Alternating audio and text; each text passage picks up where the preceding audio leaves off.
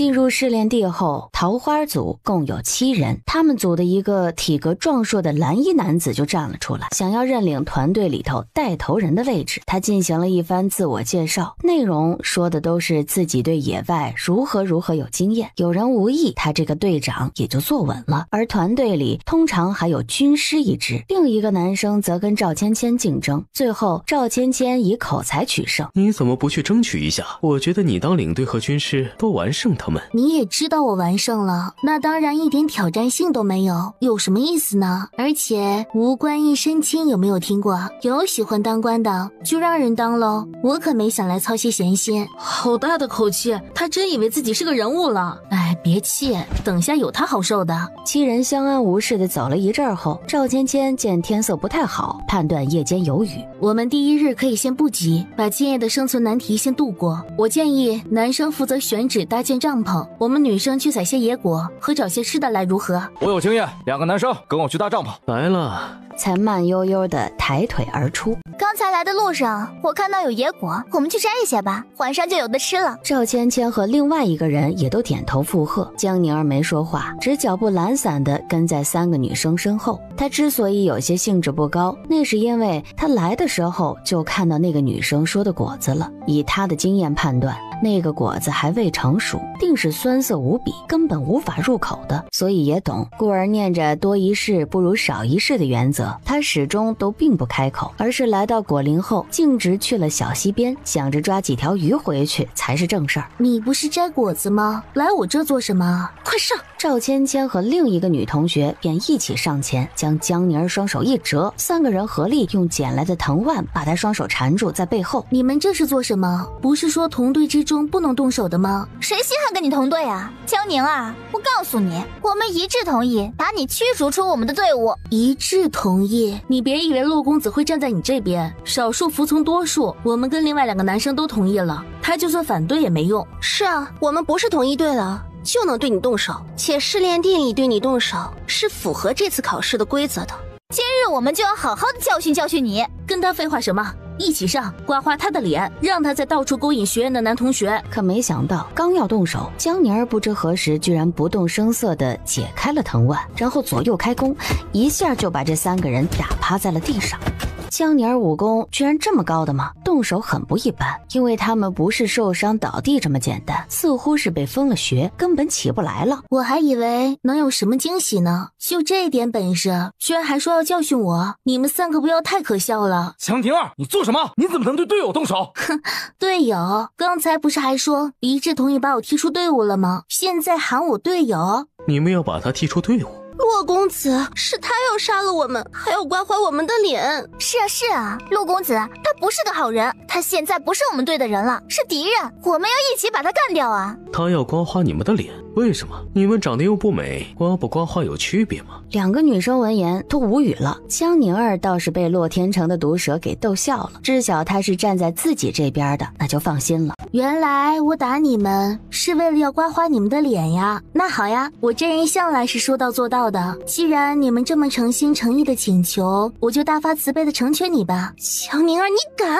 说罢，江宁儿就拿出手中的匕首，猛地朝女生的脸上捅了下去。女生看到刀尖逼近时，吓得惊声尖叫。江宁儿并没有真的捅，而是匕首划过了她的脸庞后，狠狠地插在了她的耳边。可这种惊吓却足以将女生给吓得昏死了过去。住手！江宁儿，你不能这么做，你也没有受伤，凭什么伤害他们？蓝衣领队跟另一个男生看不下去，要冲过去帮忙，可还未走出2步，就被洛天成一人一脚都踹飞了出去。女人的事，男人最好少管，这么基本的道理，你妈没教过你吗？洛天成，那几个女生要是受伤了，你就是帮凶。帮凶就帮凶，小姐我乐意。既然我姐妹被你们驱逐出队伍，那我也离队。如此一来，就像刚才那个女生所说的，不是一个队伍，我们就是敌人。试炼地弱肉强食，既然打不过我们2人，那挨揍就是你们的命运。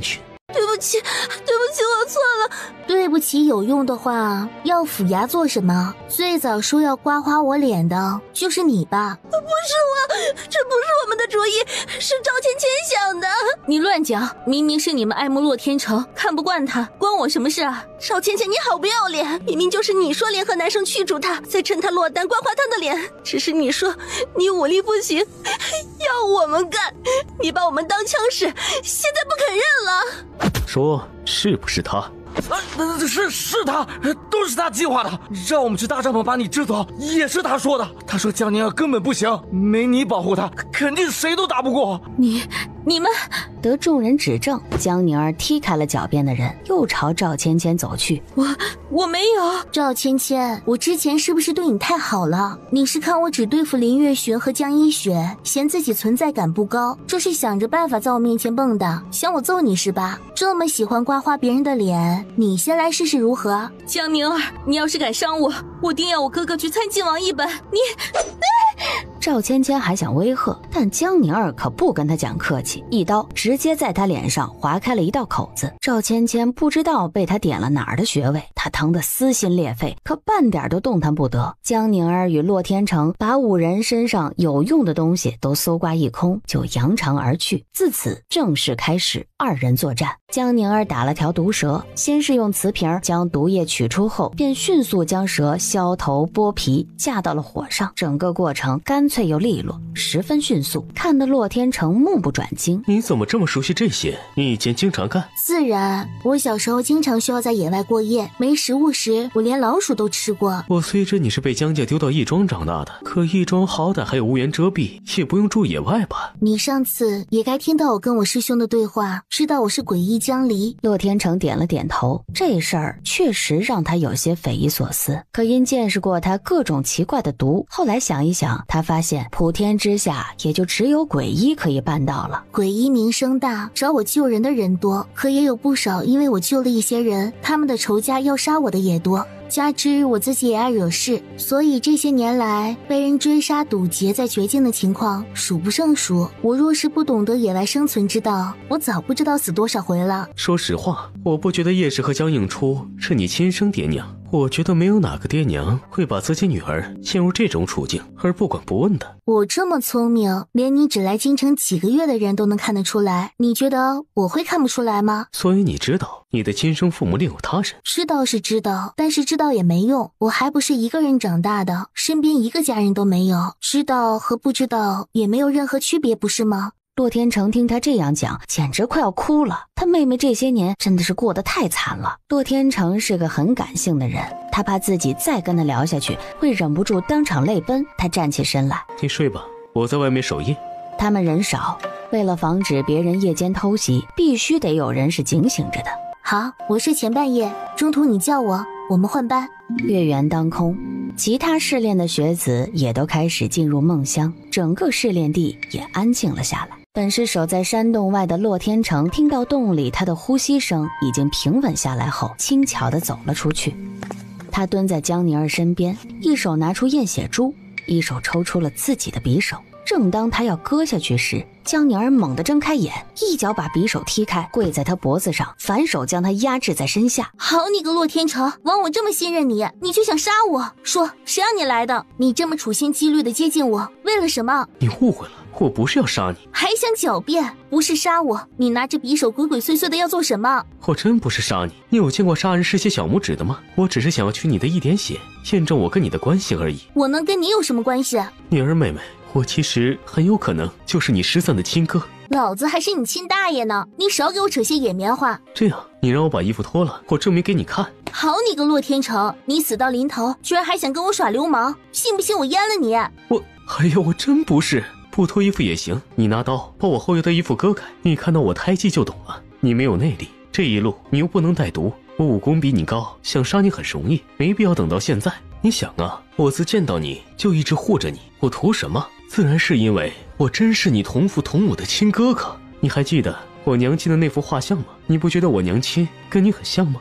你仔细想想，自认识以来，我可伤害过你半分。他确实一直想不明白洛天成对他的好是为什么。他决定听他的试试看。他刀尖轻挑，将他背后的布料滋啦一声割开，映入眼帘的是跟他耳后一模一样的微月胎记。这是……他上手死命的在他腰上搓了好多下，这不是画上去的，真的是他的胎记。江宁儿看着他一脸的奇异，但也慢慢的把洛天成松了开来。你怎么有跟我一样的胎记？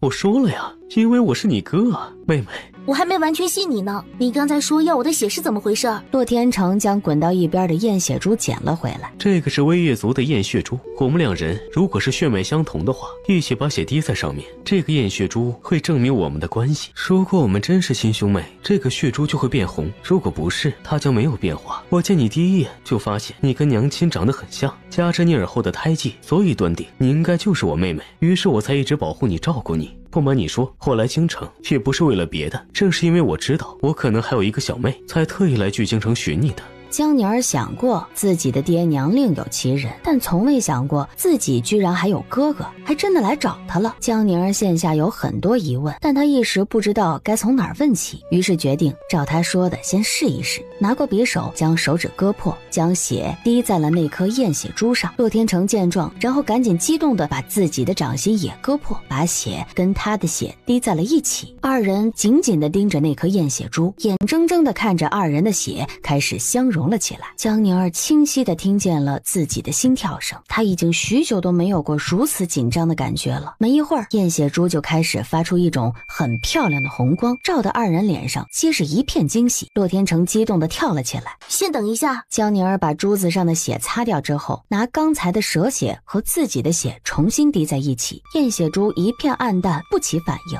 可洛天成加上他的血后，红光又再次出现。第一次看到红光时，江宁儿是满满的不真实感，可当红光第二次亮起后，她惊愣的有些说不出话来了。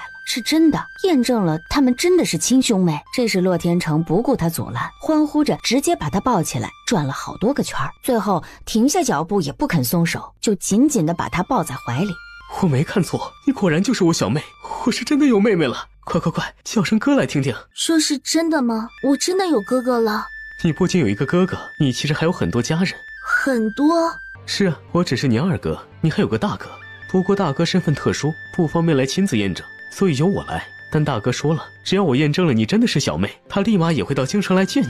天啊，我居然一下有2个哥哥。对不起妹妹，我们之前根本都不知道还有你的存在，否则我跟大哥说什么都不可能让你这样长大的。爹身子不太好，我们怕他太激动，没去人前还不敢跟他说这件事，他知道后定比我们都高兴。等等，我没听错吗？我不仅有2个哥，居然还有个爹。这是什么话？没爹哪里来的我们啊？我不是这个意思，我是说，我一直以为我爹当年已经战死沙场了，原来他没死。听你这么说，你原本早知道自己爹娘是谁？算不得知道，只是猜测他是不是沛国公府当年的大公子。你的猜测没错，我们的娘正是微月族族长唯一的女儿木南哥，爹是当年沛国公府的大公子江清衡。我们的这个微月胎记是遗传的娘的，这是微月族后人的标记，不光我跟你有，大哥也有，只是我们的位置各不同。没想到我居然会是微月族的人，我只在茶楼里偶尔听人说新鲜事，听到过微月族，没想到居然还真的有，我还以为只是传说呢。据洛天成所说，他才知道微月族其实是一个很古老的民族，因为微月族人都有着近乎妖孽般的智慧，曾被称为是天人的后代。可正源于人人善谋，便很容易招来各国的觊觎之心，所以为了躲避纷争，100年前就一直隐世。难怪我这么聪明伶俐，机智过人，这下破案了。原来我祖祖代代都是聪明人，这一切都说得通了。我最早意识到我不是江映初的女儿，就是因为认定她生不出我这聪明的脑袋瓜。你原来是这样知道身世的？我很小的时候就发现她跟叶氏又丑又蠢，所以老早就觉得他们不是我爹娘了。不过就算你意识到他们不是你亲生父母，你怎么想到爹娘是江清衡与木南哥的？这还是江婷告诉我的。江婷？她为何会知晓？江宁儿把当初江婷告知她的内容原封不动地转述给了洛天成。原来如此，我们都只听到了娘亲的死讯，所以并不知道还有你的存在。但就现在听起来，很大概率是江映初当时给娘做了假死，把她藏起来了。我也这么觉得。这样说来，娘会不会还在世上？这个我就不清楚了。不过当年的事情，有机会我们一起去见一见那位崔姨娘，她应该会清楚。好，到时候我跟你一起去。突然一下，可能父母都健在，且哥哥就在身边的感觉，让江宁儿心中觉得又安逸又满足，满心盼着试炼结束后，他一定要把这个高兴的事情告诉秦君夜。但是二哥，我有事想不明白。什么想不明白？爹当年不是上战场杀敌吗？既然没有死，为何不能回来？你们这些年都在哪儿？而且王爷查过，说是大公子的2个儿子也是离奇失踪，不知生死。你们当年到底都怎么了？既然是为国上战场，活了却不敢回，你这么聪明，莫非会想不到吗？是因为活着回来的话，京中有人要对他不利。洛天成点了点头。江宁儿接着猜下去，当年爹位居人臣，又是经世之才，京中能够让他惧怕的人不多，莫非是天启帝？当年爹大战敌国后，本就筋疲力尽，本以为可以大获全胜，班师回朝，可没想到一直同行的友军刀剑却都突然对准了他。幸亏是他的护卫亲兵以命护送，他才以假死逃脱围困，但也受了很重的伤，昏迷治疗了半年有余才能下床。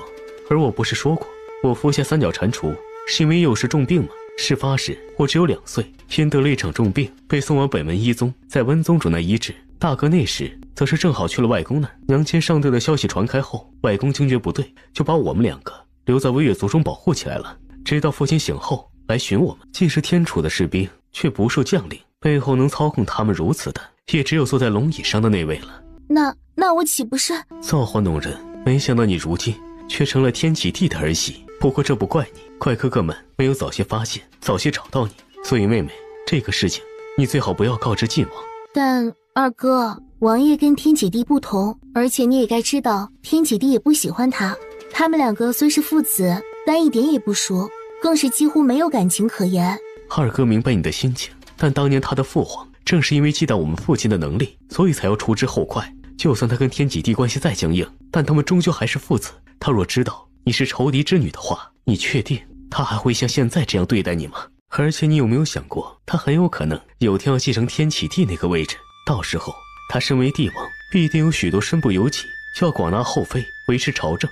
你的性子能忍才有鬼了。我知道你的意思，但我相信王爷，而且王爷其实从无争夺皇位之心，他筹谋的是想带母妃和小妻一起离开天楚国。你说他要离开天楚国，那他不当王爷了？他是这样与我讲的。洛天成知道他们2人是真感情，也知道得知这个真相他势必会为难。其实他又何尝不想相信秦君夜呢？毕竟若他有日真的负了他不敢想妹妹会有多难过。可是没办法呀，秦君夜终究是流着那个天启帝的血，这是无法改变的事实。蜀南王是爹娘结拜的大哥，我确实大多时间是被义父养在身边。你可以告诉他，你还有个2哥是我也行，反正我那个时候还小，可以说我什么都不知道，就是认出你胎记而已。二哥放心，我明白你的意思，我不会泄露爹和大哥的事情。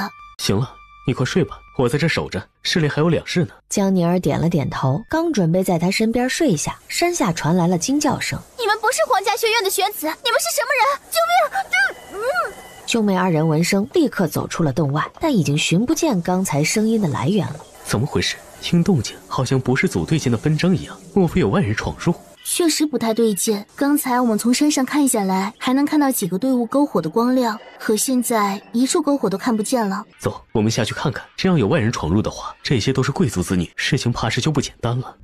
与此同时的另一边，秦君夜因一人独守空房，有些睡不着，便去了大理寺里审问犯人。他坐在大理寺的监牢中，一边听着那边受刑的人的惨叫，一边脑袋放着空。虽知道学院里武学试炼的程度对江宁儿来说简直就是小菜一碟，可他多少还是会心中担忧，别受了伤才好。王爷，清玄从外疾步而来，秦君夜瞧见他神色不对，起身跟他走到了一旁隐秘的地方。怎么了？出什么事了？王爷，江婷找您。江婷。晋王爷，我二妹妹呢？她现在应该是在皇家学院参加武学试炼，3天后才会从试炼地里出来。糟了，发生什么事了，让你如此惊慌？我查到当初二皇子所处置的报名真正的身份，其实是西北来上京告他御状的难民。我知道后，想着先查证再与你们通传，但就在刚刚，我抓到了一个人，得到了一个不得了的消息。这群西北难民想着难以告御状，于是把目标放在了皇家学院的这群学子身上。他们跟虎啸山的山贼勾结，计划今日将试炼地的学子绑架，以此向朝廷勒索提要求。你说什么？试炼地中，江宁儿和洛天成下到山下来时，就看到了一群黑衣人正把毒烟迷晕的学子一个个的拖走。2人躲在山蛇后面看着这一切。这群是什么人？要把他们拖去哪儿？看来像是绑架。绑架？皇家学院的学子大多非富即贵，背后父兄都是当朝重臣，绑架这些人，他们想翻天不成？我也不知道，不过可以跟进去瞧瞧看。跟进去？不行，这太危险了，你不能去。二哥，你也知道这些都是重臣的子女，他们若是真的出事，最后唯独我们2人无恙，你觉得最后问起来，我们2个摘得干净？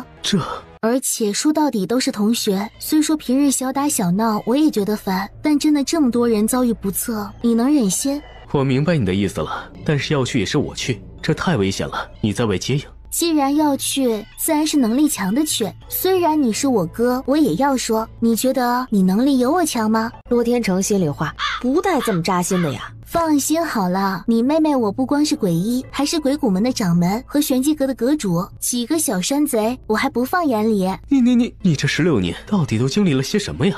一个鬼医的身份就够让他吃惊的。天下第一的杀手组织鬼谷门和玄门翘楚玄机阁居然也是他的，那这么一看，妹妹好像是比他厉害了不止1星半点儿。按道理试炼地的边境应该有侍卫，可如此动静都没人来，这些侍卫应该已经被干掉了。这个是我偷偷带进来的信号弹，西南深处有个死角，放出去了王爷能看到。可大晚上的，秦君月肯定睡了，万一看不到怎么办？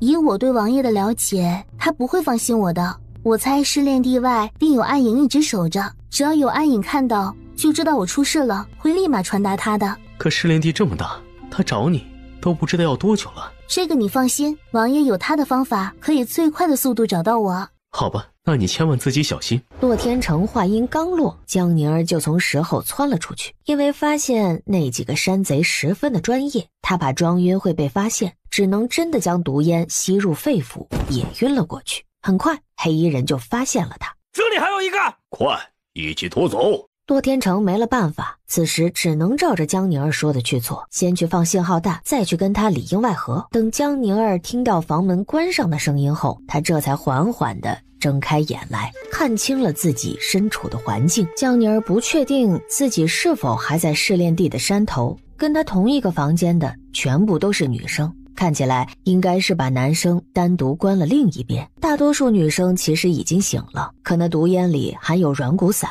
所以她们根本无力反抗。江宁儿简单勘察过后，开始拿出药瓶放在身旁女同学的鼻下，让她闻。你怎么没有中毒？嘘，一个个的来，你们弄出这些动静，是生怕那些劫匪不知道吗？怎么办啊？我们才欺负过他，他会不会记仇，不给我们解毒，把我们丢在这里啊？我愿意跟他道歉，我不想死在这里。我想我爹娘，我想回家，我错了。江宁儿这边专心解毒，并不知道那3人的心思。约莫解了有4、5个人之后，他听到有动静，连忙收回了药瓶，佯装被绑着的样子。一声重响，房门被十分粗暴地推开，走进来一个醉醺醺的壮汉来。壮汉色眯眯地打量一圈，这么多漂亮妞，小爷今日可得好好快活快活。壮汉随手一抓，便把脚边最近的赵芊芊给提了起来。别碰我，你别碰我，你们要钱我可以给你们钱，只要你别碰我，我求你了，求你放过我。他妈的喊什么？赵芊芊只觉得自己倒霉极了，这么多女人，怎么偏就抓住她呀？我丑，大爷你看我的脸都毁了，我丑得紧。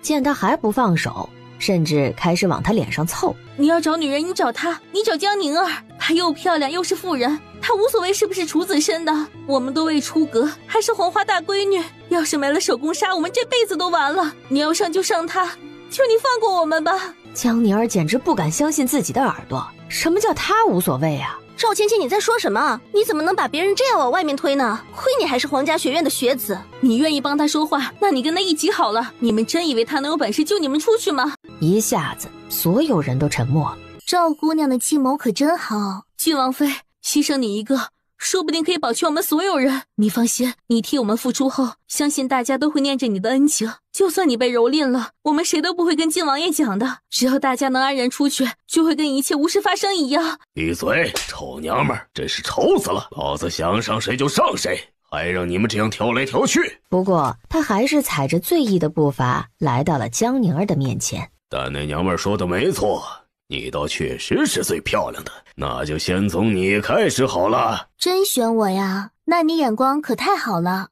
话音一落，他便突然腾身而起，空中翻转间，他袖中骨刀沿着男人脖颈一抹，滋啦一声，血管被精准切断，男人甚至都来不及喊叫，就应声倒地。大家大多数都没有见过江宁儿的真功夫，无人知晓她竟然这么厉害。江宁儿看向刚才帮她正义斥责赵芊芊的英气女生，同学怎么称呼啊？我是乐器校尉之女乔子君。江宁儿扬手把刚才那瓶解药丢给了乔子君，有劳乔同学给大家解一下毒，我现在去救男生那边。你一个人去？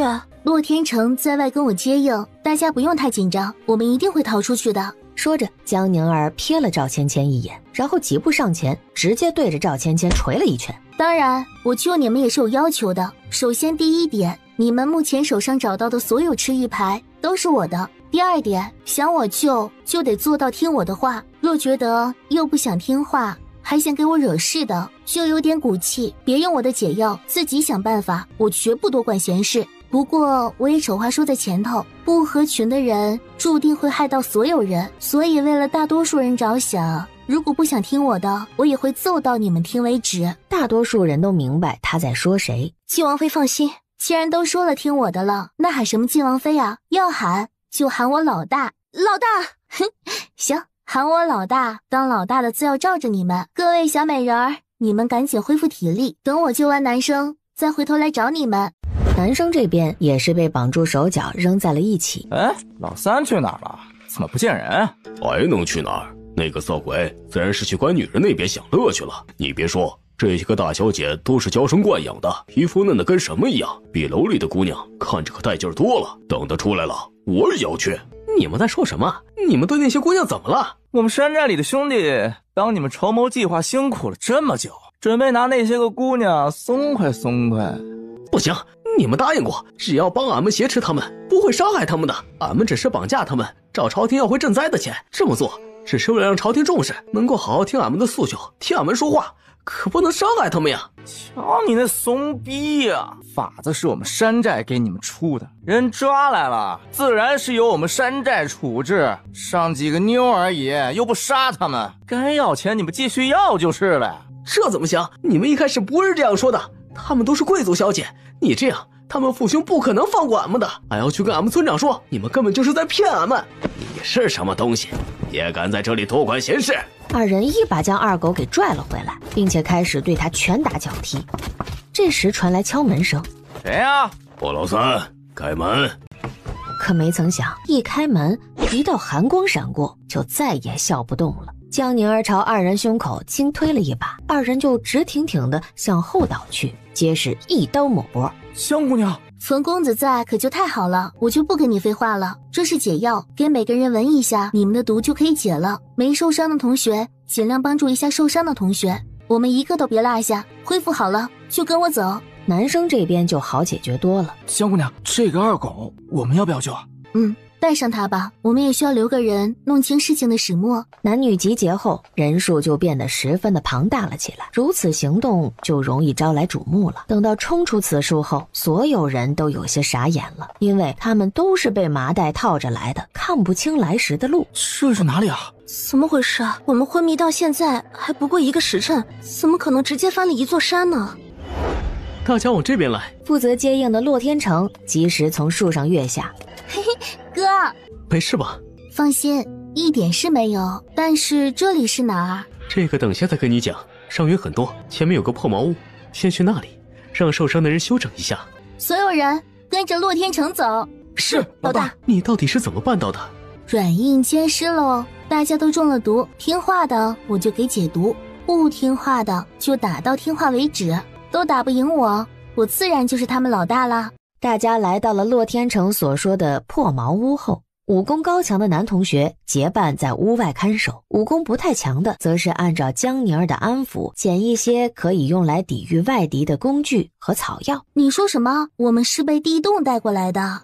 我一直跟在这群人的身后，我也很意外，皇家学院的试炼地里竟被挖出了一条地洞，从那个山头连接到这个山头。到底是为什么？为了绑架我们，居然还挖一条地洞，这可不是个小工程，这起码得数月的筹备吧。看来完全是针对武学大考的一次行动，也是煞费苦心了。所以这也是麻烦的地方。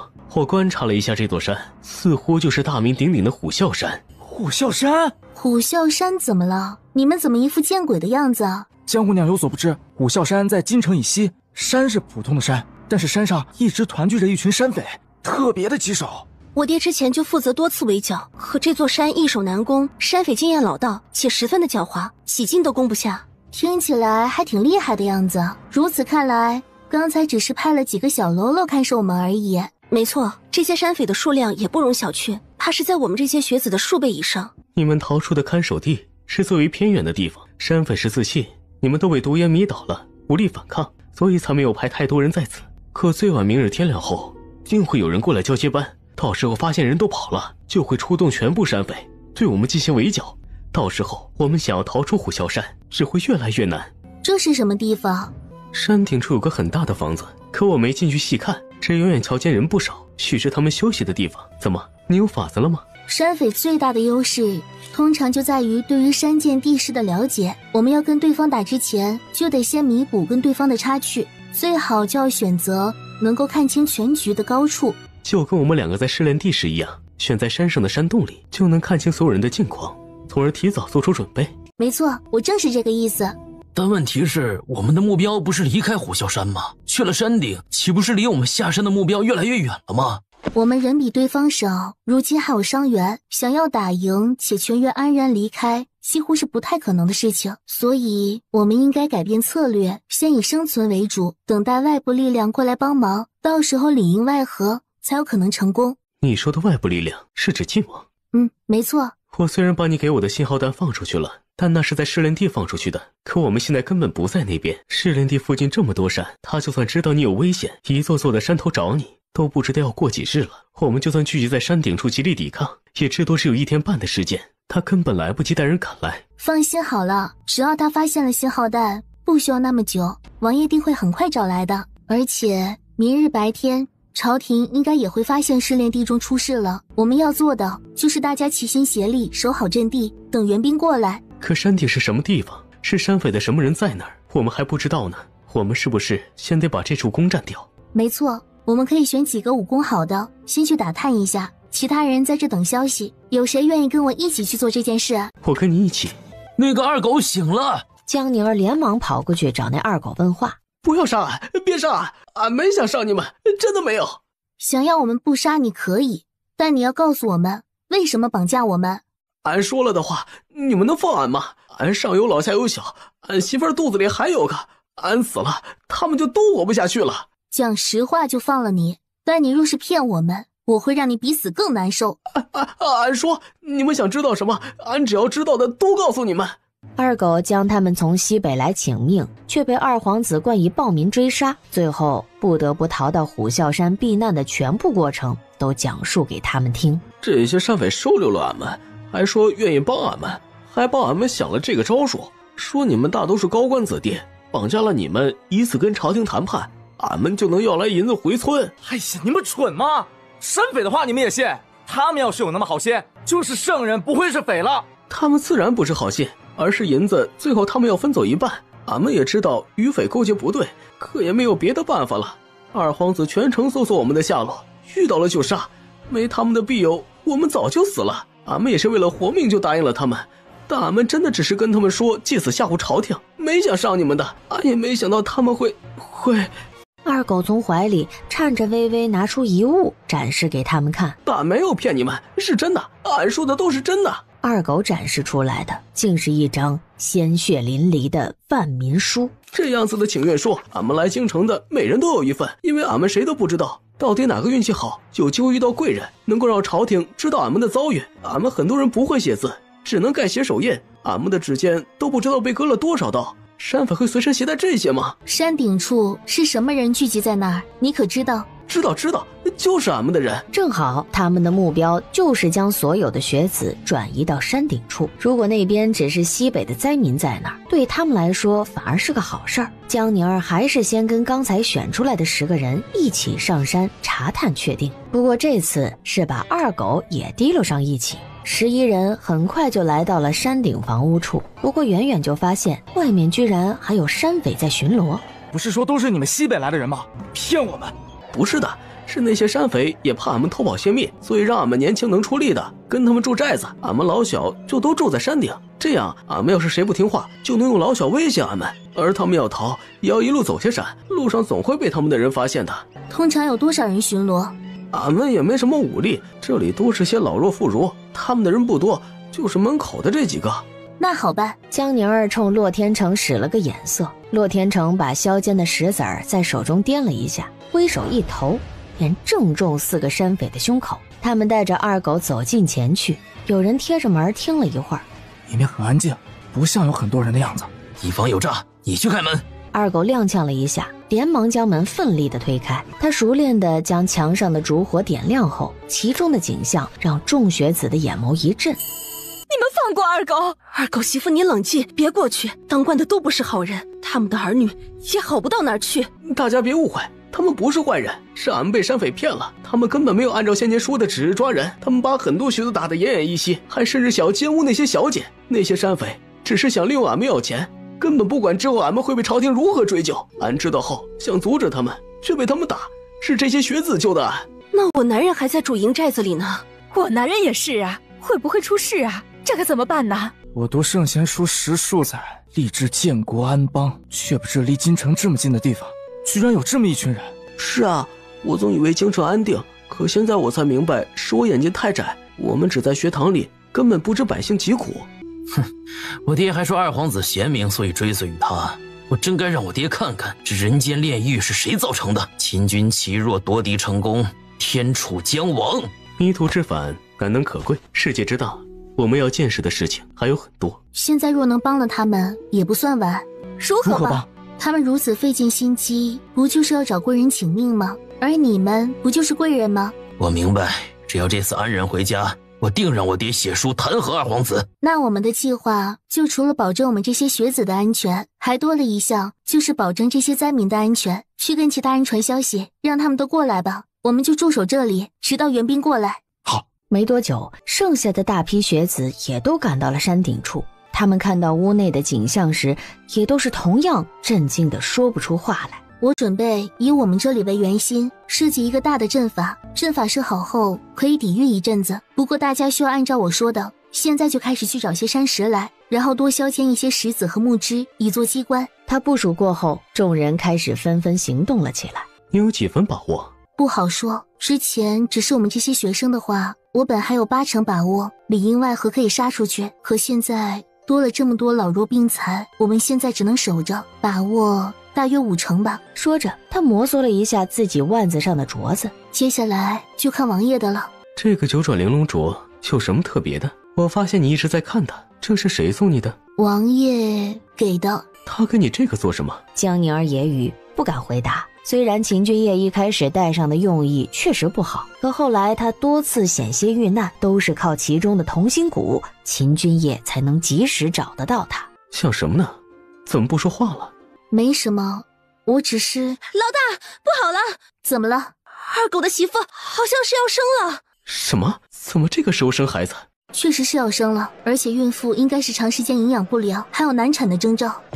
难产？俺娘就是生俺弟弟时难产死掉的，俺媳妇不能有事儿。俺媳妇要是有事儿，俺也不活了呀。你不用担心，我来接生，但我需要帮手。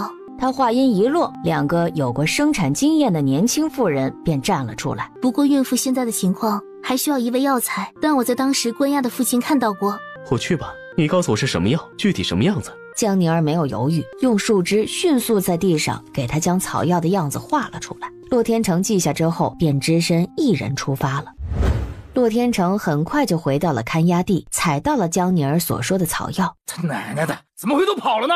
你看，那里还有一个，抓住他！洛天成遇到了看押地来交接的人，准备将这些人都灭口。可他刚要将手中碎石投出时，对方先一步朝地上扔下一物，顿时白烟弥漫开来，遮挡了他的视线。他闻出烟中异香，知道这就是在试炼地中迷倒学子们的迷烟，但好在他对普通的毒免疫，并不受影响。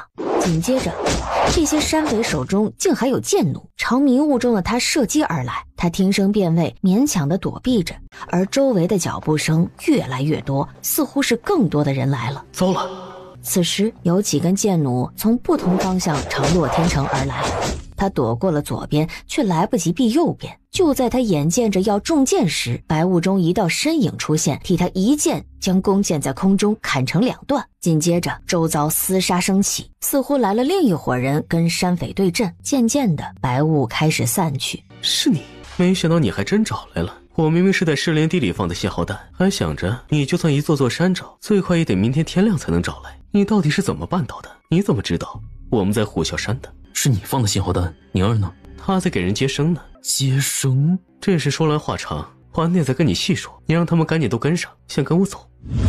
等到洛天成回到山顶驻地的时候，江宁儿急忙出了一趟取药，就看到了跟洛天成一起来的秦君夜。他虽心中欣喜，可情况紧急，他没时间多言。没想到生孩子会这么惨烈，到底怎么回事？洛天成把整个过程从试炼地他们2个里应外合开始讲起。听完后，秦君夜脸色顿时就冷了下来。你一个大男人，居然让他犯险去敌人内部，而你在外面。是他这么计划的，我只是按他说的做。他说的你就听，他要你去吃屎，你吃不吃？我是不同意来着，但你媳妇儿什么性子你不知道，我有那个本事拦得住她。废物！秦君夜，你罢了，今日不跟你吵。你带了多少人？暗影12人。什么？只12人？我还指望你带着兵来呢。兵？本王没有那种东西。洛天成瘪了瘪嘴，忘记他是个不受宠的皇子了，手中并无兵符。虎啸山山匪众多，我若带太多人会打草惊蛇，到时候越发难以攻破，你们的危险也越大。不过你放心，我让人给老三送消息了，只要先稳住这边，他明日一早定会带兵前来。你把消息告诉三皇子，为何要告诉他呀？你不是也在大理寺当值吗？调动大理寺的人也可以啊。老三手中的人会比大理寺的人来得稳健得多。本王的暗影人虽少，可一人能比得过最少20个学子，绝非泛泛之辈。不是，你没明白我的意思。我不是质疑你的暗影能力，而是你带人来，最后把所有学子解救后，功劳不就是你的吗？可你现在这样做，最后不就成三皇子的功了？本王要这功劳有何用？你怎么说也是皇子，哪有皇子不想建功立业的？本王没兴趣建功立业，来这里也只是为了本王王妃的安危，其他人的死活都与本王无关，本王根本不想管，就连你，本王也没兴趣管。那你刚才还救我？你不懂药，所以会让你去摘采药的只有可能是宁儿，本王不会坏她的事。洛天成忍不住白了秦君夜一眼，他实在是不喜欢这个妹夫如此臭屁的性子，但念在他张口闭口都是他妹妹的份上，他又不得不忍下。哎呀，江姑娘你怎么了？屋中传来乔子君的一声惊呼，秦君夜闻言即刻便推门而入，洛天成和二狗也赶紧跟着跑了进去。快找个木棍来，快！点头如捣蒜，即刻就冲出去找木棍。秦君夜则2步化作1步走到床边。孕妇癫痫犯了，不给她咬着，她会咬掉自己舌头的。洛天成找来了木棍，勉强将他手给交换了出来。可你的伤……放心，小伤而已，等下有时间了我会自己上药的。你在这里我会分心的，孕妇生产呢，你们外男是不是不要进来比较好，在外等着吧。二狗本是想要留下，但是怕他乱喊影响孕妇情绪，江宁儿把他也给一起轰了出去。于是3个男人一起在门口站着，又开始旁听着屋里的惨叫。期间最紧张的还是二狗，他时不时的就闭眼祷告，焦急的不行。洛天成偶尔安慰几句，一声啼哭才划破长空。二狗迫不及待的再次推门跑了进去。恭喜母子平安，是个儿子。二狗小心翼翼地从江宁儿手中接过孩子后，就赶紧跑到床边跟他媳妇儿一起看孩子。因着大家的齐心协力，阵法机关已经布置完毕。到后半夜时，学子们都已经精疲力尽的各自找块干净的空地，互相依偎着睡去了。江宁儿因为要把控全局，所以本还挺精神的，但秦君夜在身边后感觉便不同了，就好像是努力提着的一口气儿瞬间松了一般。没一会儿，睡意就来了。靠着我先睡吧，我来看着。便趴在他怀里，很快进入了梦乡。洛天成在一旁一边捯饬着火堆，一边看着这一幕，心叹也是奇了。他们2个在山洞的时候，他睡觉都不安稳，怎么秦君夜一来，他的警惕就好像消失了一般。你不用这么紧张，我不是看他，我是在看晋王爷你。看本王，你是何意？我是在想，你这么做图的是什么？3皇子此次营救若是成了，势必压2皇子一头，成为太子最热门人选，还会因为救了这些学子承他们家族的恩。但三皇子上位对你应该没有好处吧？你为何要那样做？老三想要出头，本王给他这个机会，有何不妥的吗？秦君夜，你当真对皇位没兴趣？洛公子这话是不是僭越了？你就算只是义子，也是代表了汝南王府的。怎么，洛公子如此关心本王是否受父皇青睐，是想站队参与夺嫡不成？若是的话，你怕是找错人了。本王对那个位置没有兴趣。哪里的话，闲聊而已。晋王爷不必当真，我汝南王府可没兴趣参与你们的夺嫡争斗。如此最好。秦君夜嘴上说好，却因他的话对他有了些提防，不再与他多言。江宁儿没敢睡太久，稍稍恢复体力后就醒了过来。怎么不多睡会儿？王爷应该一直都没休息吧？我看着，换你睡吧。我不累。你怎么会不累？你身子刚好，就跑这么远，你放心睡吧。我之前在试炼地时也是睡过一阵子的，而且我是你大夫，你要听医嘱。我师兄给你的那几拳功效还没完全消失呢，你太疲惫的话，小心又软了。我没有软，我那只是暂时使不上力。好，你不软，你金枪不倒，你钢铁般坚硬，你最厉害了，好不好？而洛天成一脸的诧异，他们两个当着他的面儿，这在聊什么呢？这是天亮后怕是有场硬仗，到时候还得靠王爷你呢，所以你必须好好休息，听话。秦君夜没了办法，只得照做。但刚刚鼻息平稳后，江宁儿就给他点了睡穴。你干嘛呢？他心思重，这种情况不这样，我怕他不能安心睡觉，虽点穴对他作用不久，但能让他睡一会儿是一会儿。你对他还真是好。我是之前不知道你是我哥，现在知道了，以后也会对你好的。没白疼你。说着冲江宁儿神秘地勾了勾手。怎么了？洛天成把二人的对话跟他转述了一遍。是啊，我之前就跟你说了，他不想当皇帝。这种事情嘴上说一说而已，谁都可以讲。你哥我也是男人，说实话，我觉得男人的话都不太能信。别怪哥哥我多心，但是关系到你，我不得不防。我明白，你也是为我好，那你如何才能信他？我想试试的。是？怎么试啊？洛天成跟他耳语了一阵子。江宁儿面露难色，但也知道如果不让二哥安心的话，他们两个也不好过。行吧，你若始终不放心，我就陪你试一试。王爷，我昨天在后山处看到那里有一株很罕见的草药，昨夜没来得及采，我想现在去摘了。好，我陪你去。保不齐还有些山匪残于市里，我也跟你们一起，三人遇事也有个照应。好呀。洛天成向来都是江宁儿的狗腿子，见他不拒绝，秦君夜也不好多言，便三人一起去了后山。期间江宁儿借口小便，便一个人跑到了山石后去了。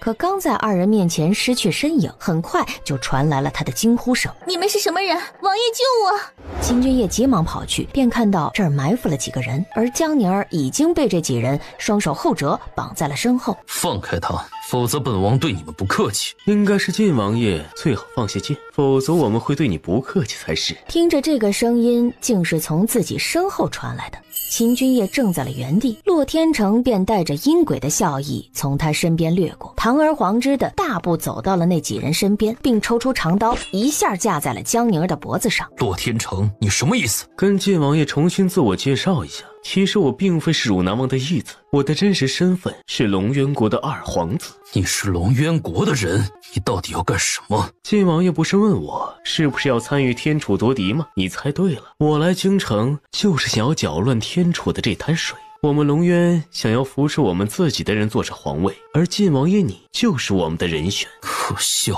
天楚的皇位何时轮得到你们龙渊来管了？晋王爷想必知道，我大哥已经带兵灭了赤河国，而我们龙渊真正的目的是一统七国。但光是我们一个也不行，天楚国是七国中除了龙渊以外最强大的国家，我们想要跟天楚合作，所以扶持一个我们的人当皇帝，这个合作才能牢固。只要你答应与龙渊同盟，我可以保证天楚皇位非你莫属，而将来七国一统后，龙渊可以答应你与天楚平分天下。你觉得你挟持我王妃，我还会答应与你合作吗？晋王爷不妨先听我把话说完，说不定等下你会迫不及待的把这个乡野王妃踹到一旁的。你说什么？光是君子之交没什么可信的，而我们也很有诚意。不瞒晋王爷说，我其实还有个妹妹，我父皇的意思是愿意把小妹嫁给你，你成了龙渊的女婿，联姻之下，两国才能更加稳固。而我妹妹金枝玉叶，自然不可能给你当妾，所以你想要那个皇位，江宁儿就不可以存在。看到秦君夜神色一凝，洛天成又道：我知道你很喜欢你现在这个王妃，但是你放心，我妹妹花容月貌一点也不比江宁儿差，绝不会亏待了你。当龙渊国君的女婿，并且得到天楚皇位和将来一半的天下，还是只做一个江湖野丫头的夫婿，两个之间哪个对你更有好处？晋王是聪明人，应该不用我多言吧？我如何信你？洛天成扬手丢过去一物，这是龙渊的令牌，想必晋王爷看得出真假。江宁儿只知道洛天成要弑秦君夜，却不清楚他到底是准备如何弑，以至于他拿出龙渊令牌时，江宁儿也吓了一大跳。老哥平常玩的都这么真实的吗？秦君夜辨认过那令牌后，刚才的紧张表情霎时全无。确实，若有龙渊相助，本王想要夺得皇位，就是手到擒来，本王可以答应你。我没看错人，晋王殿下果然是有野心的人，但是光说可不行，一如你们要江庭交投名状一样，你也要给我交一份投名状。投名状一成，你便可以是龙渊的自己人了。你要我做什么？我要你现在就杀了江宁儿，证明你的决心，从此你便是龙渊国君唯一的女婿。秦君夜沉默的这片刻，江宁儿明显听到了自己的心跳声。晋王爷在犹豫什么？皇子并非只有你一人，我们若没有你，也可以找别的皇子，可别错过了良机啊！晋王殿下，想被你蛰伏这么多年，等的就是翻身做主的那日，现在机会就摆在你面前了，难道要为了一个女人放弃唾手可得的江山吗？一个女人而已，本王自没有那么傻。那好，动手吧。江宁儿看到秦君夜手中的剑缓缓抬起，对准了他的心口，眼帘愣怔地抖了抖。难道真的像二哥说的那样，没有哪个皇子会不想要皇位？妈的，狗男人！秦君夜突然身形一变，剑尖偏开以后，左手虚空一掌，自江宁儿的耳边划过，直击他身后几人。可强劲的内力还是将他们几人都同时冲倒在地。江宁儿也万万没想到，秦君夜居然直接动用内力了。别，王爷你不能伤他。你还护着他？假的，他刚才说的都是骗你的。到底怎么回事？你们两个戏耍我？是哥哥他不相信你对我是真心的，所以用这个方法试炼你。秦君夜，你别对我妹发脾气，是我的主意，跟他无关，有什么脾气你冲我来。你住嘴！你凭什么叫她妹妹？江宁儿本来就是我同父同母的亲妹妹，我跟她是在试炼之地时验血相认的，但我不放心她嫁给你，所以才要试试你。本意是但凡我觉得你不行，我定会把我妹妹带离晋王府。我不管你是她的谁，她现在都是我的妻子，你休想带走她。既然你是真心对她好，她又这么喜欢你，我自然不会带走她了。你表现还不错，算你通过。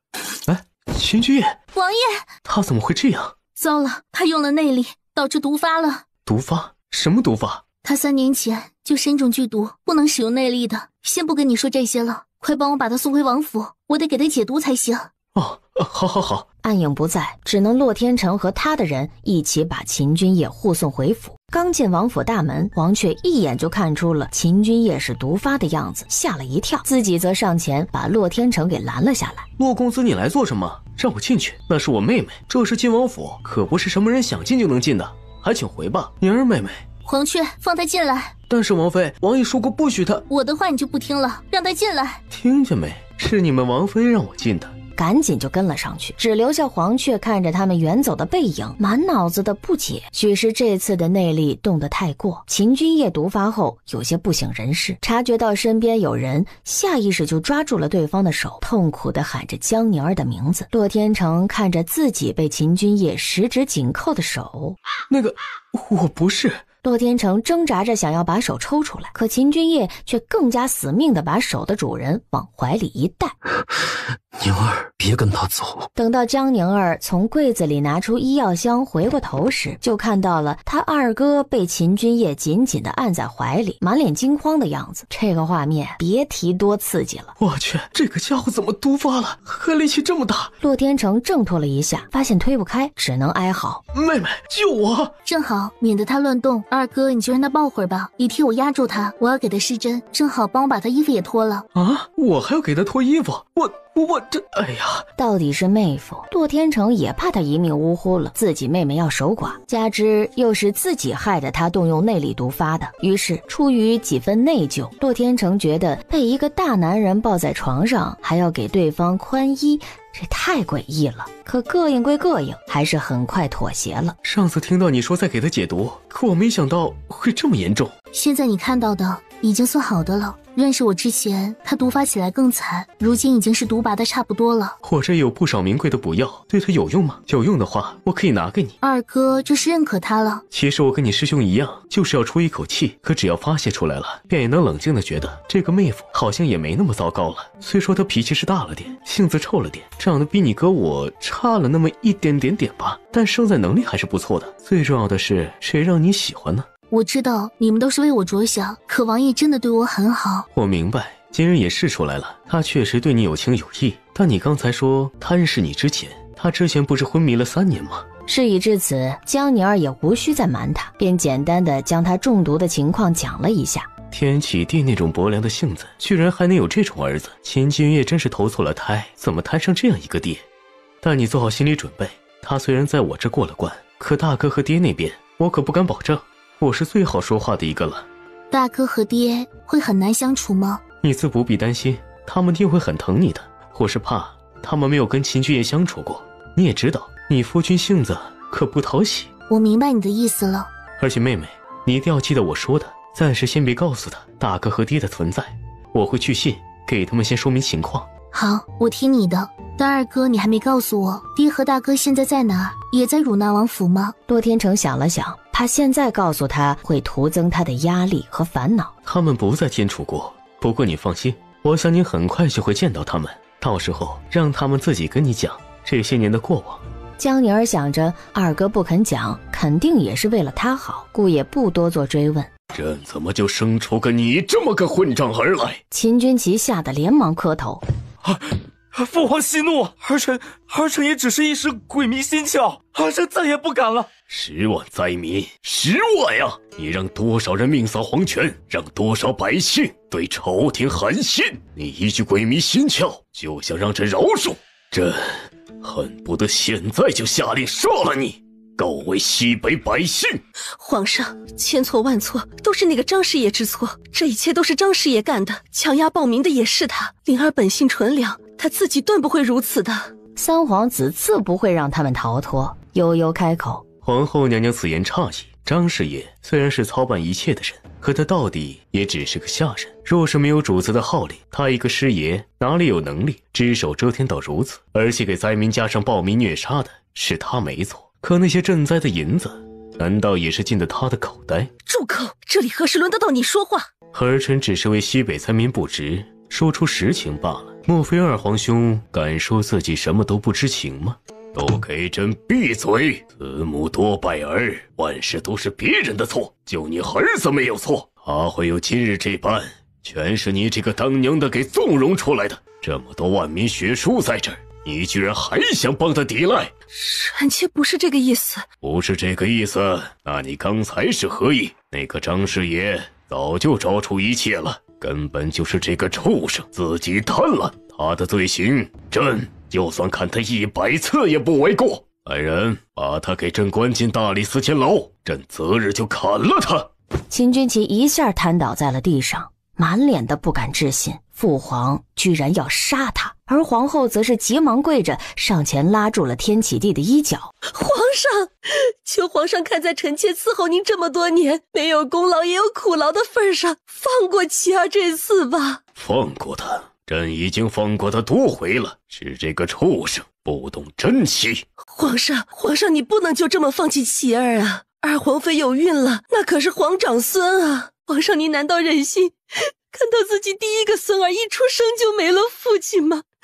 你罚他吧，你怎么罚他都行，千万别杀他，他是您的嫡子啊，唯一的嫡子。儿臣愿意拿出全部的银子来安抚灾民，儿臣愿意赎罪，儿臣给他们认错，求父皇恕罪，饶过儿臣的性命吧。本是胜券在握的三皇子听到林月寻居然有孕的消息后，眉头忍不住皱起。他贪下的这些银子中间一定要过好几道手，其中都有谁？儿臣查到共牵扯官员大大小小17名，那就把这17个官员府邸抄家抄出的银子全数还给灾民，涉事官员秋后斩首，家中族人全数贬为贱籍，男子发配宁古塔，女子迈入教坊司。皇后一听惊觉不妙，她知道其中很多人还是她的母家。皇上，想要留你儿子的命，就给朕住嘴！天启帝瞪向跪在那儿瑟瑟发抖的二皇子，只觉看到他都心烦。至于你，也得拿出家底安抚灾民，然后就给朕滚回你的府邸。无朕旨意，从今以后不许离开二皇子府半步，所有职务从今日起全数卸下。等你的二皇子妃顺利生产后，朕再慢慢找你算账。金军旗跪在那儿，怔怔地看着地面，整个人犹如身体里的气被抽干了一般无力。他知道如此一来，自己算是彻底跌下神坛了。儿臣遵旨。滚！你跟皇后都给朕滚！朕不想再看到你们二人。三皇子看着二人狼狈离开的背影，觉得虽没能要了二皇子的性命，但如此一来，他再也不可能威胁到他夺嫡之路了。于是心情大好之下，嘴角不自觉勾了勾，却被天启帝将这个表情尽收眼底。怎么，看到朕罚了老二也很高兴是不是？儿臣惶恐，儿臣没有这个意思。你惶恐？那你倒是跟朕说说看，你又是如何知道此事，及时带兵赶到的？是儿臣经常救济施州，遇到了一个灾民向儿臣请命，儿臣才知晓的。控告皇子这么大的事情，灾民向你请命，你没查证就带兵前去了？自然是查过的，确保证据确凿，儿臣才敢动兵，否则万一不是，儿臣岂不是冤告皇兄？儿臣不敢那么做。按照供词，虎啸山那条地道花了有1个多月的时间，你要查证，势必要花不少时日。朕说的没错吧？是，但儿臣一开始也没想到二皇兄就会如此不顾百姓安危。还好那些学子无恙，否则朝中想必会大乱。你可知你做了多大的错事吗？儿臣不明白，儿臣做错什么了？不明白？朕问你，既然你早就知道他有这个计划，为何不在事发前就来向朕检举，而要等事情已经闹大了，再带兵上山如此大张旗鼓？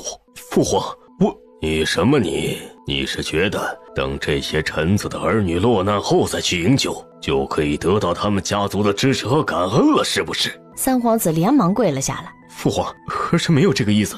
你若是君王，这种事情最好的解决办法，就是在发现的第一时间大事化了，将此事解决。满朝文武不是傻子，你以为他们会感谢你救他们的子女于危难之中？你调遣的兵力从驻守地到虎啸山，最起码需要3、4个时辰。可你明明可以选择直接告诉朕，让朕派京中的力量以更快的速度去营救，你却不这么做。你以为他们不会想你怎么就来的不早不晚，那么刚刚好？不会怀疑是你故意陷他们子女于水火吗？三皇子眼神彷徨，因为他确实是有这个想法的。你可知你这么做根本没有顾及到皇家颜面，会让皇室在人前失信，在朝中失信。你以为朕看不出来你自己行动是因为想要独得这份功劳，想出风头吗？朕可以不介意你出风头，可你因为一己之私不顾国威，朕就绝不能饶恕。父皇，儿臣不是这样想的，儿臣没有。你也给朕滚！三皇子想解释，可也知道天启帝的性子，明白此时再说什么都显得苍白无力了。让你传的人呢？回皇上的话，靖王爷似乎是受伤了，怕是不方便进宫回话。他怎么伤的？保护学子是受伤的？那倒不是，听王府的人说，是王妃想采山石上的一朵花，王爷帮她采花时摔着了。老二和老三，一个为了钱，一个为了权，属他最没出息，为了个女人。皇上，往好处想，这些学子虽有些受伤，但都无性命之忧。且对抗虎啸山匪一事实在是干得漂亮。天楚得此些人才，想必日后也能成为朝廷栋梁啊。你倒是说到点子上了，但听说主要还是靠他晋王妃和那个汝南王的义子里应外合出谋划策，才救的他们。是，奴才也听不少人这样说。汝南王那个义子叫什么？你可见过？似乎是叫洛天成啊，奴才没见过，但有耳闻，是个一表人才的少年郎。汝南王那个老东西，朕很清楚，性子刚烈，脾气也大，是个不拘小节之人。没想到他养出来的义子，倒是擅长些心思缜密的技巧，阵法和机关术，可都是要极为静得下心来的人才能学好的。许是因为老王爷知道自己的不足，所以让自己的义子往这方面发展呢？是吗？你可还记得当年京中也有一人天资少年，精通机甲术与阵法，汇集锦妖，也是洛天成这般年纪时就已风姿绰约，锋芒不可一世。皇上，你是说当年江家的大公子？汝南王身负先帝免死金牌，朕怕遭史书记骂，当年才不好对他下手，只收回了他的权利，将他赶到了边境，让他养老。这些年他从不来京，年纪大了也翻不出什么浪来了，朕见他还算本分，也没有去管他。可现在想起来，他当年与江清衡可是过命的交情。朕记得江清衡还有2个稚子，下落不明，其中那个小儿子若是还活着，年岁怕是跟洛天成相仿吧。皇上，您是怀疑洛天成是当年江清衡与木南哥的次子？若真的是，那他突然来京的动机就十分有问题了。你去查查看，查了朕才能安心。是，老奴这就让人去查。王妃，黄雀试探性地喊了一声，发现屋子里没有人反应，便大胆地将门推开，却看到了床上躺着的2人，连忙惊慌地退了出来。清玄也正好打探到了宫中的消息，想来汇报。怎么见鬼了？黄雀愣怔地点了点头，又摇了摇头。你到底怎么了？玄哥，我刚才看到了一些我不理解的画面。什么画面？来，你把手伸出来给我。清玄配合他把手伸出去，结果黄雀跟他食指一缠，还抬起一只脚勾在了他的腰上。清玄一愣，连忙把人大力推开。咦，你发情你找魏瑶去，你对我动手动脚的像什么样子啊？谁发情了？我是把屋子里看到的情况同步展示给你看而已。什么意思啊？王爷和洛公子刚才就是我展示的这个姿势一起躺在床上的。你没说错吧？王爷和洛公子？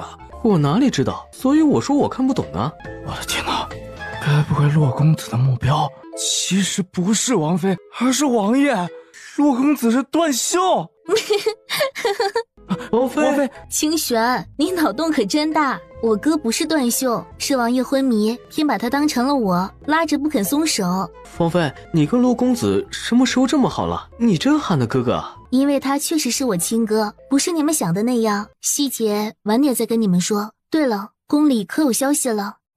有，我正是来跟王爷说这事的。听完清玄的描述后，江宁儿感叹了声，还是王爷厉害，居然都被他算准了，难怪他说三皇子此次讨不到好。没错，咱们这位皇上向来疑心重，而三皇子此次又急着立功，所以也没有细想，这就着了道。听到这个消息，我心里就舒服了。行了，我会给王爷转达的，你们先回吧，他已经没事了，不用担心。待江宁儿端着药正要回房时，屋子里就传来了不小的动静。他急忙推门而入，便看到秦君夜醒了。你们又怎么了？洛天成揉着腰，气鼓鼓地爬了起来。不关我的事，是他先动手的，一醒就踹我。你突然出现在本王的床上，本王不踹你，踹谁？你以为我想上你的床啊？是你一直帮我拉着，也是你把我按床上的。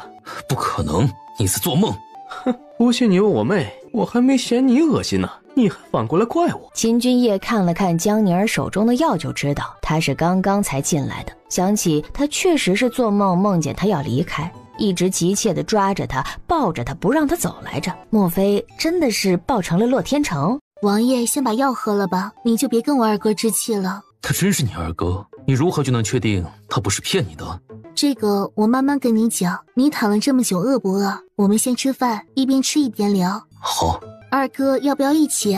好啊，我不吃芋头不吃姜，可以多放点辣子。秦君夜听到他的口味，意外了一下，喜好和忌口跟江宁儿的一模一样。往日在府里都是他们二人一起吃饭，可如今桌子上突然多了一个人，秦君夜多少有些不习惯。你是说你一开始因为遇到了一个自称给你们接生的婆子？没错，一开始我也是抱着试试看的心情，毕竟那个老婆子已经疯了，跟我说的话也可能是疯话。当时我没有头绪，刚来京城想接近沛国公府，查一查那个疯婆子说的话有没有可能是真的，我娘是不是真的后来还生下一女。这些山洞时都没听你说过呀。在山洞时匆忙，来不及跟你细说嘛。那你后来怎么去了皇家学院？我为了方便查探消息才进了皇家学院，也许是冥冥之中注定的。我查了1个月见没动静，本来都心灰意冷了，但就在那天晚上，我碰见了你偷试卷。我见你第一眼就发现你跟娘亲像得离谱，且对你有种天然的亲近感。可我查到你居然是叶氏的女儿，我又觉得很奇怪，这才一直接近你，想要探查一下到底是怎么回事。哦，难怪你一开始对江一雪态度还挺好，可见到我后就变了。原来你那个时候是故意跟他亲近，为了套我的消息。我没办法堂而皇之的去沛国公府查，只能旁敲侧击。江一雪在皇家学院是我唯一好接触沛国公府的人，结果没想到弄得那个死女人居然以为我喜欢她。现在回想起来，我都觉得恶心。原来如此，一开始我还觉得你这个人是个墙头草，见一个爱一个，是个很糟糕的人呢。不过细细体会，发现我其实对二哥你也是有种奇怪的亲近感的。真的？否则你这样的人突然靠近我，缠着我，以我真正的性子，怕是早飞你800回了。但我有一事不明，既然你本就是当年江家大公子的次子，那你也是沛国公府的人才是，为何来京中一直不表明身份？你要查母亲下落，大可以亮明身份，直接回江家才是。想必你以本来的身份回京查探，应该更快能够知晓真相才对。自然是因为我无法这么做。为何？原因有2个。第一，是因为我爹是沛国公府的大公子，可实则很多人都不知道，他其实并非江家亲生儿子，而是养子。现在国公爷跟我爹其实无任何血缘关系，他们并非我的家人，我一点也不相信他们。那不是意味着我们也根本不是江家的血脉？我还以为我就算不是江映初的女儿，跟他们也算是亲戚呢。爹爹因为是老国公的养子，老国公虽然对他视如己出，喜爱非常，可老夫人却不这样想。老夫人和江映初一直忌惮我们爹的能力，害怕老国公会把国公之位传给一个非江家血脉的人，所以我们爹当年虽然名声在外，可在府中时2人对他就多加提防，并不友善。老夫人当年为了保全自己的儿子江映初能够继承国公之位，甚至数次暗中想要杀了我们的爹，只是都没能得逞罢了。我爹念着江家多年的养育之恩，就算知晓也并未在老国公面前揭穿此事。什么？沛国公府早就孱弱，你既然得了汝南王府的庇护，应该根本不会把他们放在眼里，可你仍旧谨小慎微的打探，应该是跟你说的第2个原因有关吧？光是一个江映初，自然不至于让我隐姓埋名这么多年不敢回京。晋王聪慧，你觉得京中又或者整个天楚，有谁能让汝南王府心生忌惮的？是我父皇。没错，当年正是你父皇忌惮我父亲的能力，而我父亲与他政见不合，所以让他上战场，却设计残害了他。可那时你年幼，这些是你义父汝南王与你说的，可有证据？当年义父与我爹是一派的，他们都对天启帝的政策表示质疑。我义父性子急，殿前与天启帝吵过后，主动谢官，要求去边境养老。但他刚刚到达边境没多久，我爹就被派上战场，并在战场出事。我娘也传出自尽的消息。我当时年幼重病，一直在北门一宗医治。义父得知消息，想将故人幼子接济到身边抚养。幸好是他早来一步，他接到我后，发现京中来了不少龙隐卫也在寻找。而龙隐卫，晋王应该清楚是什么人。是我父皇暗中培养一支队伍，只听命于他，专行暗杀之事。如此，晋王觉得还需要什么证据吗？确实不需要了，这确实是他干得出来的事。难怪你们2人在虎啸山上要那样试我。生气了？你骗我，我自然是气的，但现在知道缘由后，便不敢气了。不敢？我怕我要是对你发脾气，你二哥要带你走，而我几乎没有什么立场阻止他。毕竟我虽对我父皇没什么感情，但我是他儿子，这事是事实。而他对你父亲和你家人造成的伤害也是事实。我身为他的儿子本就理亏，你二哥确实有足够的理由怀疑我。换成若是我的妹妹嫁给了仇人的儿子，我做出来的事怕是远比试炼一下来得激烈得多。陆天成心中默默赞许，他此言倒是明事理。不过哪怕我知道真相是如此，我也不会放弃宁儿，所以还请你不要带走她。说实话，若不是我搞不定我妹，而她有一门心思都在你这里，我绝对不放心她留在你身边，留在天楚的京城，绑我也把她绑走。我明白，但我会护她周全，绝不让她受半点伤害。哼，你说的简单，你一个无权无势的王爷，到时候如果你父皇知道了宁儿的身世，要对付他的话，你拿什么护？或者你父皇拿你母妃和你弟弟，逼你在他们和我妹妹之间选，你又该如何？二哥，你这有些咄咄逼人了吧？酒喝完了，再帮我拿一壶吧。你去吧，让我跟你二哥单独聊一下。江宁儿犹豫了一会儿，恋恋不舍地起身。那你们好好说，别动手动脚啊！你才刚醒。陆天成听到了这个，有些哭笑不得。他算是体会到什么叫嫁出去的妹妹泼出去的水了。他也不想一想，真要1对1动手，他打得赢秦君夜吗？生怕他欺负了秦君夜似的。你也态度好些，别惹我二哥不高兴。如此才算把手心手背都照顾了一下，3步1回头的离开了房间。我刚说的若是发生，你预备如何解决？一个皇子不争皇位，无异于祖上鱼肉。你有本事忍辱负重3年，那是你的事，我可不想我妹妹陪你一起受这份屈辱。不用我说，你比我更清楚，现在天楚夺嫡之战已经开始了，你连带着他，你们的麻烦只会比现在更多。这点你可以放心。秦君夜取出腰间一物，放到了桌子上。我确实只是个无权无势的皇子，但不代表我没能力保护好他。陆天成本是好奇他拿了什么东西出来，低头轻瞥了一眼，结果认出那物之后，整个人都不淡定了。李雨楼的楼主令牌，莫非你是？李雨楼便是我现在最大的力量。你要是不放心，我可以把楼主令牌还有所有的库房钥匙全部给他。且我的意向本就是带他还有母妃跟军行离开京城，所以我其实早就为此铺路多时。真有那日，我能做到的便是尽我所能护他安全。只是离开京城后，他怕是就没有王妃这项殊荣了。不过他性子爱自由，京中王妃的身份对他来说本就是束缚。说他喜欢边境，我可以带他去边境汝南王府找你。陆天成紧盯着那块令牌，他是知道秦君夜背后一定有什么力量，可他万万没想到啊，他居然是李雨楼的楼主。我去，我妹知道吗？她自然是知道的。所以外界那些关于你的丑闻，其实也都是你自己放出去的喽？没错。秦君夜，你知不知道你放出去的那些假消息，让我骂了你多少个日夜啊！我自从见到我妹第一天，知道她替嫁给你后，我就去李雨楼买过关于晋王的消息，结果买来的全是你的负面信息，说你杀人不眨眼，说你除毛饮血。我当时整日殚精竭虑，就觉得我妹嫁了个凶残的变态，我甚至一度觉得我妹脑子秀逗了，怎么就迷上你这种野人了呢？秦君夜嘴角抽了抽，他是为了掩人耳目，让下面的人散播他不好的名声，但具体怎么不好，他没太管。而且你李雨楼哪来的脸？假消息卖我1000两，你奸商啊！本王让人把银子退给你。哼，小爷我又不是缺这1000两，反正这1000两我也早就从你这赚回来了。秦君夜挑眉，赚过来了，这是何意啊？好吧，你连令牌都拿出来了，我也算看出你的诚意了。不过我还是要警告你，你最好是不要负了他。他虽不在我身边长大，可这些日子我已经将他视为眼珠子般珍视，且可不光只有我一人是这种情绪而已，他的背后也不止我一人。你若敢负他，我保证你要付出的代价将会超乎你的想象。我秦君夜此生绝不会负他。不光是不负他，你还得保证他的安全。若他将来真的有一日生死攸关，以你之力无法护住他的话，你会如何？说真有你说的那么一日，哪怕是我死，也让他安全回到汝南王府。不过我也有一事不明，你龙渊皇室的令牌是怎么回事？你跟龙渊国有关系？说了，虎啸山上的话都是试炼你的，当然是做不得数的。至于令牌嘛，自然是演戏的道具喽。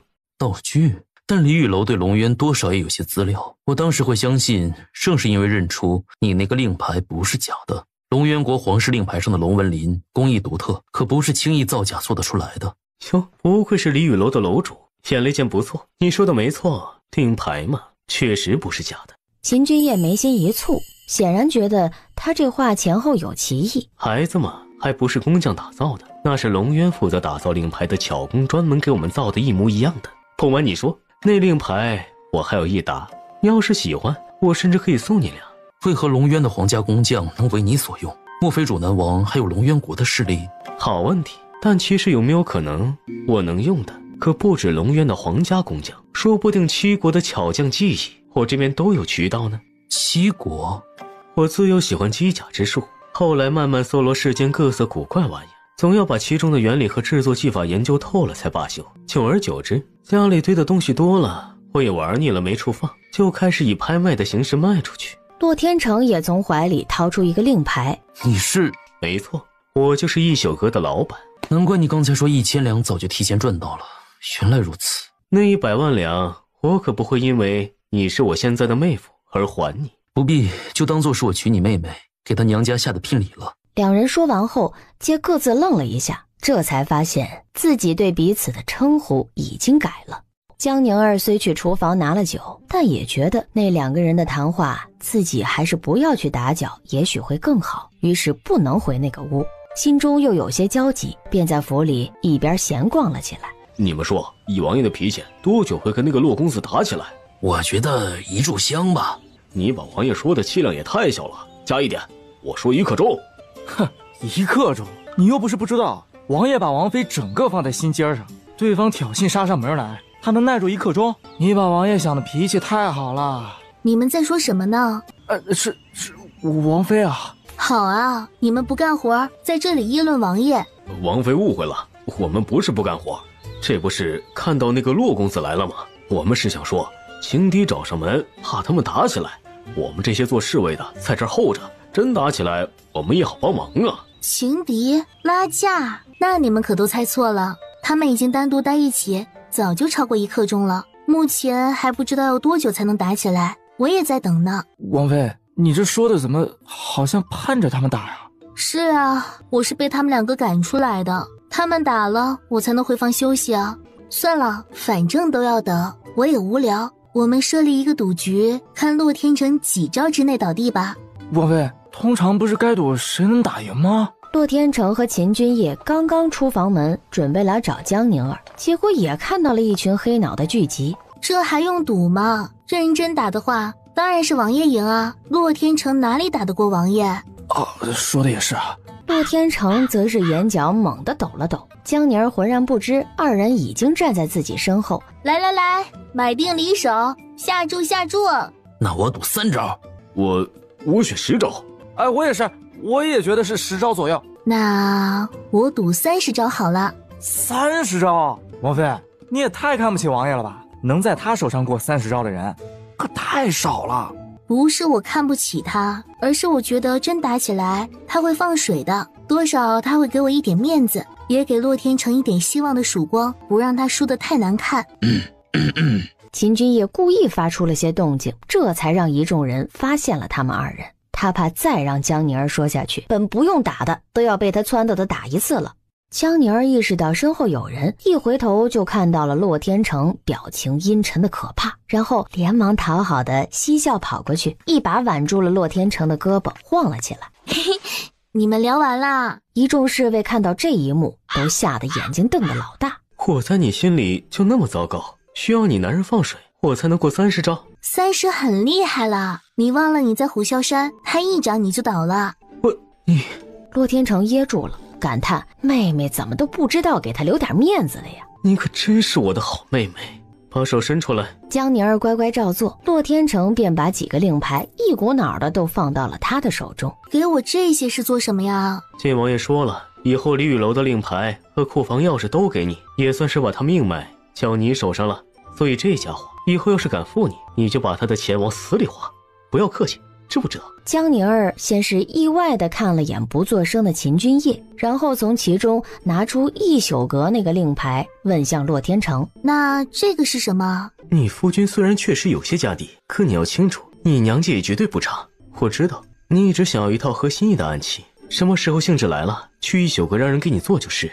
有了这个令牌，凡是一宿阁有的，你想要的，看中了就直接拿。但有一点你要谨记，自家产业，以后不要在那儿哄抬物价，扰乱市场了。江宁儿都震惊了，一句自家产业，他还有什么不懂的呢？二哥，幸好你告诉我了。你知不知道，我一直懊悔我当初加价让一宿阁平白赚了100万两，我就一直寻思着给一宿阁找点什么麻烦，才能把钱再抠回来的。